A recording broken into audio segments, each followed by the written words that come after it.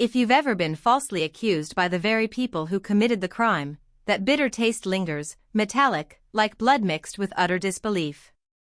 My name is Sophia Lang, and my own family dragged me to court, suing me for $3.1 million they swore I embezzled from our family investment firm.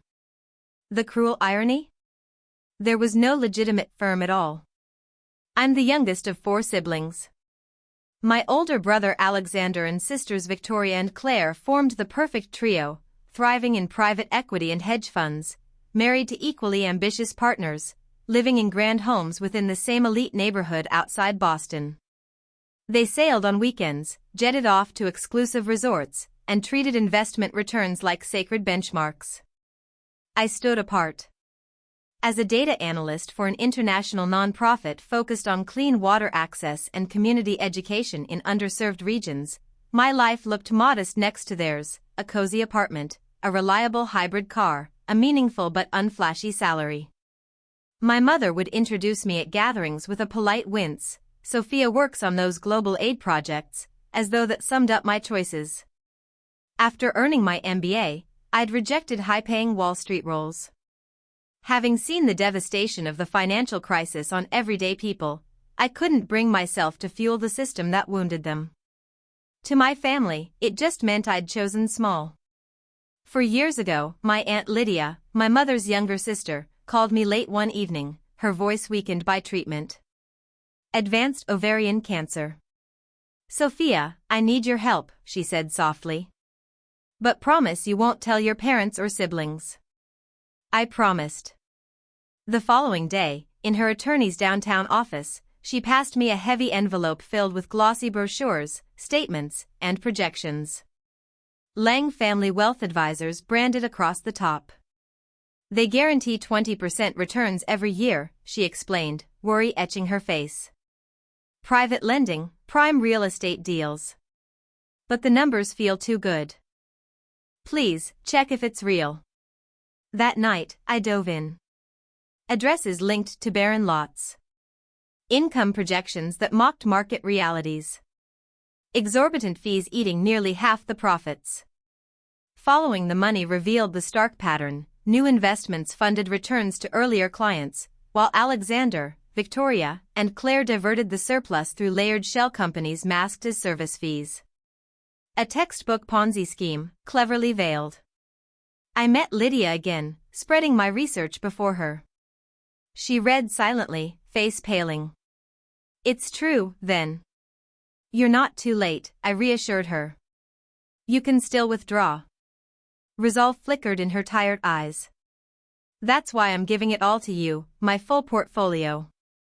"The entire thing?" I whispered, shocked. "Yes. If it goes to the others, they'll pour it into their void and scapegoat you when everything crumbles. Protect it. And stop them before they destroy more families. Promise me." I promised, my voice firm despite trembling hands.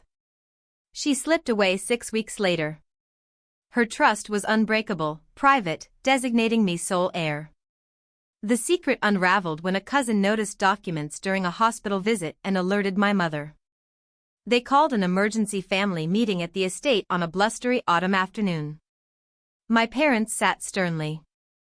Alexander exuded calm authority. Victoria and Claire fixed me with icy glares. "Share the inheritance equally," my father demanded. "No," I replied. "And none of it goes into your fund." Alexander's expression hardened.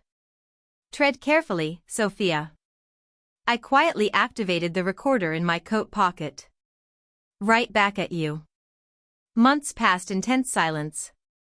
Then, outside my office, a process server handed me papers: accusations of theft, forgery, fraudulent accounts opened in Alexander's name. The intent was clear: pressure me to relinquish Lydia's assets in reparations, while tarnishing me to conceal their fraud. I reached out to Lydia's lawyer, the forensic specialist I'd engaged, and the FBI agent I'd discreetly contacted, Special Agent Marcus Hale. "Play along," he urged. "We'll strike at the perfect moment." Trial day arrived. Relatives crowded the spectator seats, expecting my humiliation. I sat with my attorney, Elena Ruiz, flanked by organized evidence, and that pocket recorder. Alexander testified smoothly, feigning heartbreak. Their legal team presented doctored emails, manipulated records, persuasive flowcharts. Elena methodically dismantled it. List one actual asset your fund holds. He stumbled. Managed via subsidiaries. She introduced official registries, no properties, no holdings, nothing tangible. Then the audio played, the estate confrontation, my father's ultimatum, Alexander boasting guaranteed 20%, the subtle intimidation. Gasps rippled through the room. The doors burst open. Agent Hale entered with federal officers, warrants ready.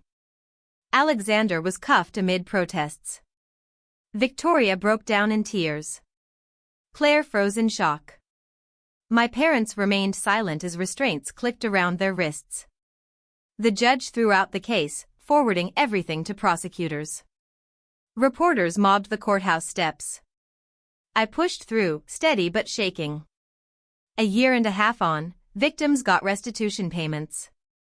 From Lydia's safeguarded wealth, I created a foundation aiding fraud recovery and teaching financial vigilance, spotting the shiny lies my siblings sold as security. Their greed sealed their fate.